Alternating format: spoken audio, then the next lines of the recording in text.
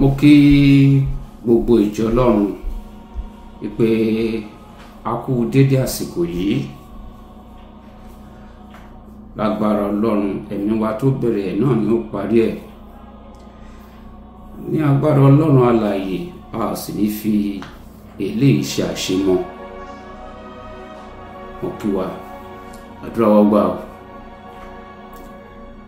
Lónìí tí ìrìnàjò náà di 9, tí wọ́n ní kí a fi gbára wa níyànjú, ó ní àgbèrè àti panṣágà, táwọn olóyìnbó mọ̀ sí adultery and fornication. Àgbèrè àti panṣágà. Ẹ̀kọ́ tí wọ́n fún wa pé ká fi dira lámùrè, òun náà ni ìwé òwe orí 7 láti ẹsẹ̀ 1 sí dídí òpin. Ó kún díẹ̀, bóyá tí a bá délé kí a lọ kà dáadáa ká má bàa gbára wa lásìkò. Ṣùgbọ́n tá bá ní ká tẹ̀síwájú, kí ni àgbèrè, kí ni panṣágà? Àgbèrè náà ni pé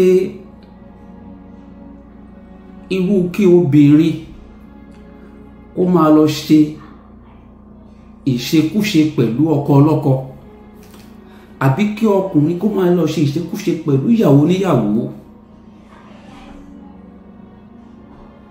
Ẹ̀ṣẹ̀ ni, kò dáa.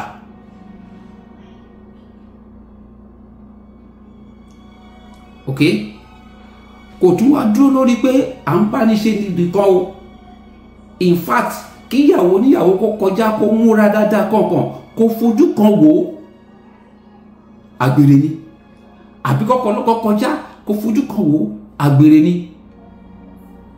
Ojú tí o fi wò yẹn, ìwọ ló mọ èrò tó wà nínú rẹ̀. Àwa ò mọ èrò tó wà nínú rẹ̀ tó fi wo obìnrin yẹn àbí tó fi wo ọkùnrin báyẹn. Àwa ò mọ̀, ṣùgbọ́n ìwọ mọ̀, Ọlọ́run dẹ̀ mọ̀. Báwo ò mọ̀ kó bá tẹ ẹ̀dẹ́ṣẹ̀ sáwọn ènìyàn, kékeré ní títí wa, ṣùgbọ́n tó bá dẹ́ṣẹ̀ sí Ọlọ́run, ìyẹn ló burú jù.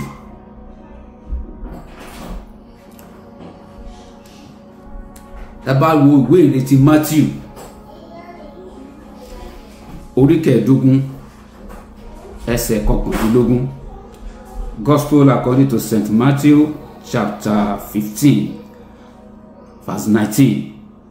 Ó kà báyìí, ó ní láti inú ọkàn ní èrò búburú tí ń jáde wá. Èrò búburú tó ń jáde wá yìí kìí ṣe àgbèrè nìkan o, kìí ṣe panṣágà nìkan.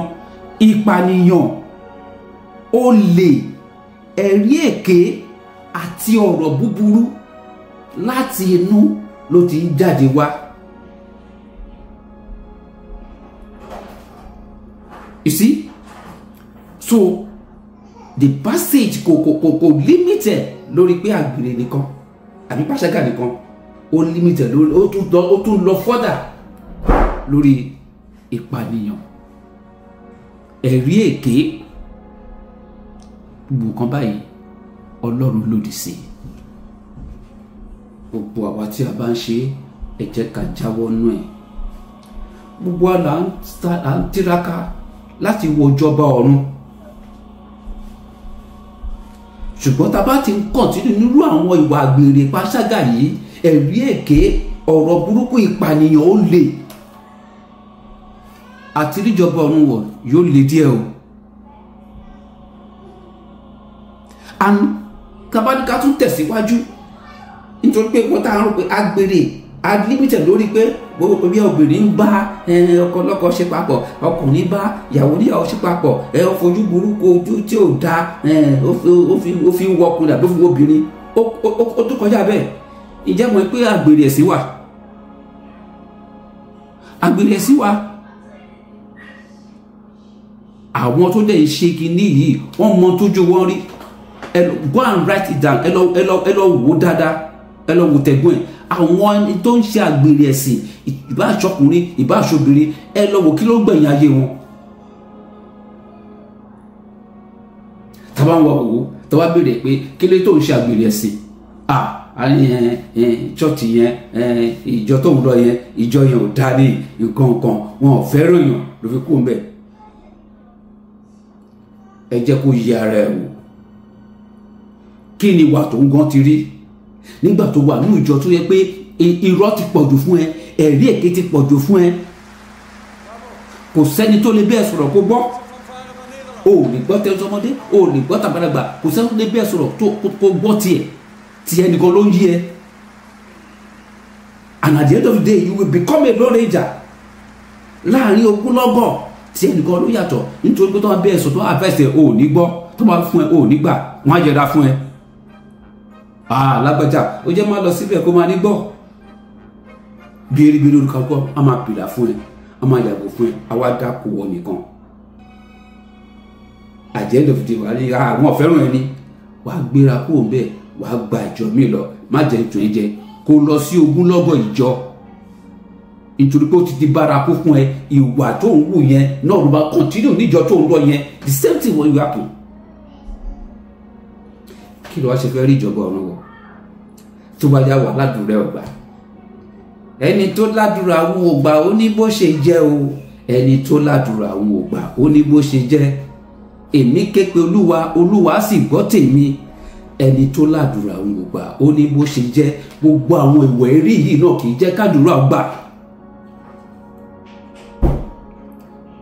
tí o bá fẹ́ kí ọlọ́run kó gbọ́ tiẹ̀ tí o bá fẹ́ kí ọlọ́run kó fojú àánú wò ẹ́ tí o bá fẹ́ kí ọlọ́run kó dáríjì ẹ́ gbogbo àwọn ìwà ẹ̀rí ìwà panṣágà ìwà àgbèrè olè ẹ̀rí èké gbogbo àwọn búburú tó ti ná ọkùnrin jáde lọ fi sílẹ̀ kó lè rí ìjọba ọ̀run wọ̀. mo gbàdúrà lẹ́nìí ní agbára ọlọ́run alààyè bí olúwa ti ń bẹ pẹ̀lú ẹ̀mí rẹ̀ ẹ̀mí tá fi kọ̀ àwọn ìwà búburú sílẹ̀ kọ́lọ́run jẹ́ kó bà lé wa o ẹ̀mí tá fi ní ṣìṣe kọ́lọ́run kó jẹ́ kó bà lé wa ní ìkẹyìn ká fi ìjọba ọ̀run ṣèrè jẹ ní orúkọ Jésù Kristi olúwa wa àmín àmín àmín.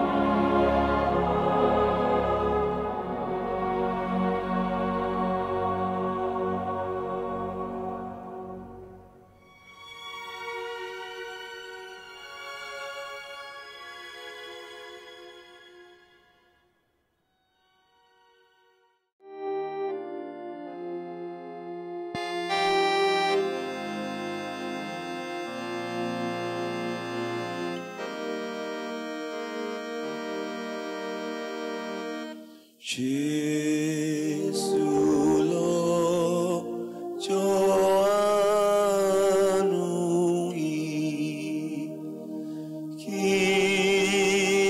àkókò tó kọjá.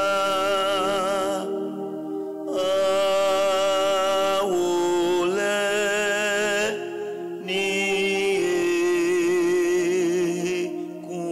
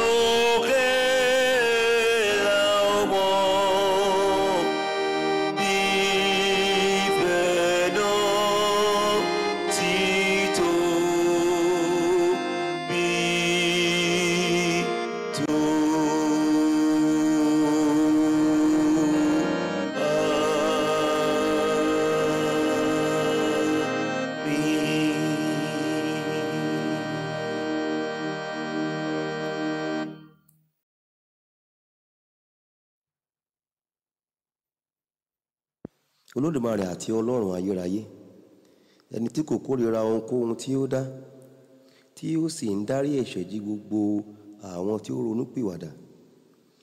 Dá ọkàn títún sínú wa, kí o sì fúnni ní ìròbìnújẹ́ ọkàn, kí àwa tí ń pohùn réré ẹkún ẹ̀ṣẹ̀ wa bí ó ti yẹ, tí a sì ń jẹ́wọ́ òṣì wa, kí a lè ní ìmúkúrò ẹ̀ṣẹ̀ àti ìdáríjì tí ó pé lọ́wọ́ rẹ, Ọlọ́run àánú gbogbo, nípasẹ̀ Jésù Kristi Olúwa wa. Àmín. Olúwa, ẹni tí ó gbààwẹ̀ nítorí wa ní 40 ọ̀sán àti 40 òru, fún wa ní oore ọ̀fẹ́ láti gba irú àwẹ̀ bẹ́ẹ̀, kí a lè máa tẹrí ara wa ba fún ẹ̀mí àti títí láé, kí àwa kí ó lè máa mú èrè tí ìwọ ti fi sí wa nínú ṣẹ ní òdodo àti ní òtítọ́ ìwà mímọ́, fún ọlá òun ògo rẹ, ẹni tí ó wà tí ó sì ń jọba pẹ̀lú Baba àti ẹ̀mí mímọ́, Ọlọ́run kan, ayé àìnípẹ̀kun. Àmín. Olúwa, àwa ń bẹ̀bẹ̀ lọ́dọ̀ rẹ, fi àánú gbọ́ àdúrà wa, kí o sì dá gbogbo àwọn tí ó jẹ́wọ́ ẹ̀ṣẹ̀ wọn fún ọ sí, àti àwọn tí ọkàn wọn fi sùn nítorí ẹ̀ṣẹ̀, kí a lè dáríjì wọ́n nínú àánú rẹ, nítorí Kristi Olúwa wa. Àmín. Ọlọ́run Olódùmarè, Baba aláàánú, ẹni tí ó ní ìyọ́nú sí gbogbo ènìyàn, tí kò sì kórìíra ohunkóhun tí ó ti dá, tí kò sì fẹ́ ikú ẹlẹ́ṣẹ̀, ṣùgbọ́n kí kúkú yí padà kúrò nínú ẹ̀ṣẹ̀ rẹ̀ kí ó sì yè. Ṣàánú kí o sì dárí ẹ̀ṣẹ̀ wa jì wá, tẹ́wọ́ gbà wá kí o sì tù wá nínú, àwa tí ó kún fún ìbànújẹ́ nítorí ẹ̀ṣẹ̀. Tìrẹ ni láti máa ṣàánú nígbà gbogbo, tìrẹ nìkan ni láti máa dárí ẹ̀ṣẹ̀ jì ni. Nítorí náà, Olúwa rere, dá wa sí, dá àwa ènìyàn rẹ sí, tí ìwọ ti rà padà. Má ṣe bá ọmọ ọ̀dọ̀ rẹ ṣe ẹjọ́, àwa erùpẹ̀ lásán àti òtòṣì ẹlẹ́ṣẹ̀, ṣùgbọ́n dárí ìbínú rẹ kúrò lọ́dọ̀ àwa tí ó ń fi tinútinú jẹ́wọ́ òṣì wa, tí a sì ń ronúpìwàdà ẹ̀ṣẹ̀ wa tọkàntọkàn, kí o sì yára láti ràn wá lọ́wọ́ ní ayé yìí, kí a lè bá ọ gbé títí ní ayé tí ń bọ̀, nípasẹ̀ Jésù Kristi Olúwa wa. Àmín. Ẹ máa wí tẹ̀lé wa. Yí wa padà Olúwa, bẹ́ẹ̀ ni àwa ó sì yí padà. Fi ojú rere rẹ wò wá Olúwa, fi ojú rere rẹ wò àwa ènìyàn rẹ tí ń fi ẹkún àti ààwẹ̀ àti àdúrà yí padà sí ọ, nítorí Ọlọ́run aláàánú ni ọ́. O kún fún ìyọ́nú àti ìpamọ́ra, ó dá wa sí nígbà tí ó tọ́ fún wa láti jìyà, àti nínú ìbínú rẹ ó rántí àánú. Dá àwa ènìyàn rẹ sí, Olúwa rere, dá wa sí, má ṣe jẹ́ kí ẹni ìní rẹ dààmú.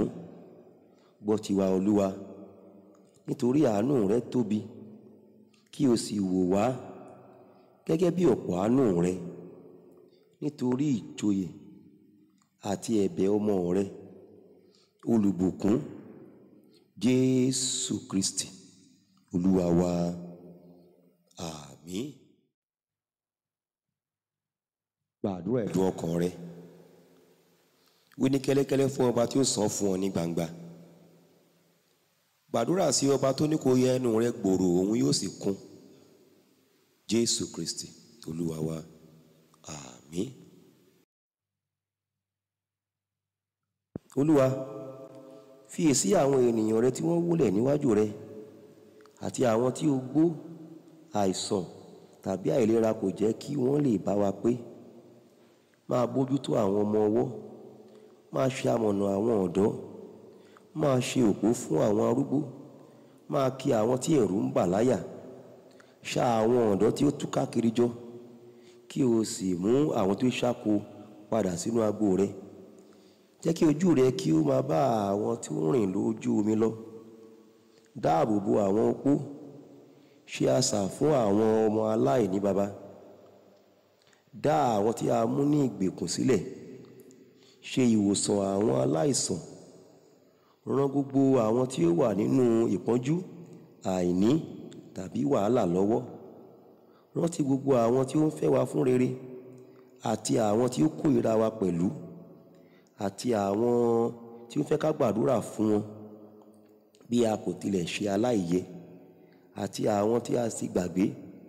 Olúwa, má ṣàìrántí wọn, nítorí ìwọ ni olùrànlọ́wọ́ àwọn aláìní, olùgbàlà àwọn tí ó sọnù, ààbò fún àwọn aṣáko, àti oníṣègùn fún àwọn aláìsàn.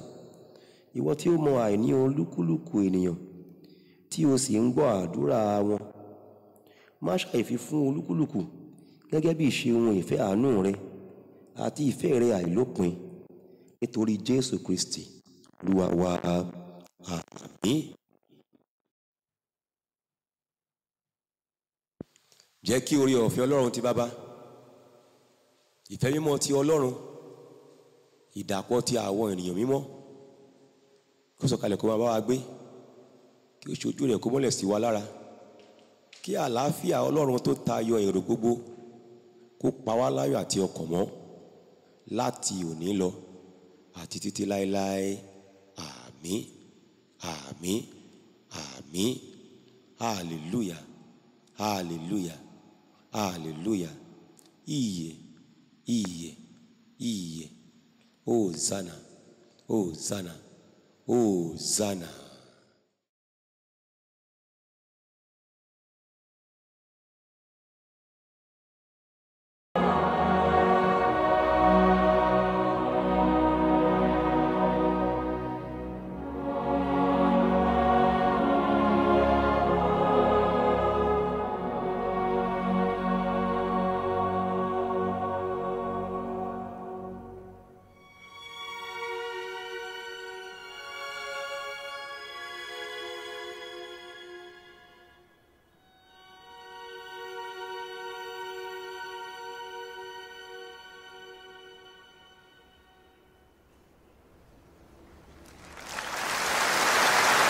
Bravo.